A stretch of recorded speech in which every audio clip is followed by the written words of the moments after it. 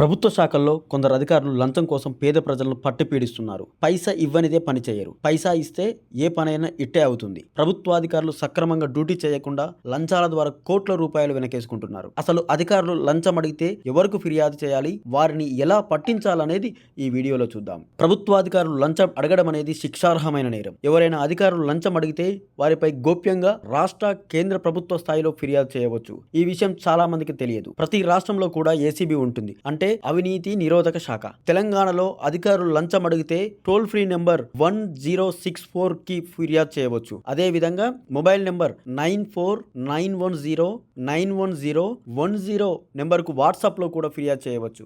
ఆధారాలతో పాటు ఫోటోలు, వీడియోలు పంపవచ్చు. లేదా acb.telangana.gov.in వెబ్సైట్, అదే విధంగా dgacbts@telangana.gov.in ఈమెయిల్ కు కూడా ఫిర్యాదు చేయవచ్చు. అదే విధంగా ఏపీలో అయితే 14400 టోల్ ఫ్రీకి, అదే విధంగా వెబ్సైట్ apacb.gov.in, అదే విధంగా మొబైల్ యాప్ APACB 14400 అనేటువంటి మొబైల్ యాప్ ద్వారా కూడా ఏపీలో ఎవరైనా అధికారులు లంచం అడిగితే ఫిర్యాదు చేయవచ్చు. కేంద్ర స్థాయిలో సెంట్రల్ విజిలెన్స్ కమిషన్ కు PORTAL.cvc.gov.in వెబ్సైట్ ద్వారా ఫిర్యాదు చేయవచ్చు. లంచం అడిగిన వారి పేరు, వివరాలు ముందుగా వీరికి చెప్పాలి. మీరు ఏదైనా ఆధారం ఉంటే, అంటే వాయిస్ రికార్డ్, వీడియో, మెసేజ్ కలిగి ఉంటే ఏసీబీకి ముందుగానే చెప్పి వారి సహాయంతో ట్రాప్ చేసి ఆపరేషన్ చేయించవచ్చు. ఇలా చేసి అవినీతి అధికారుల భరతం పట్టవచ్చు.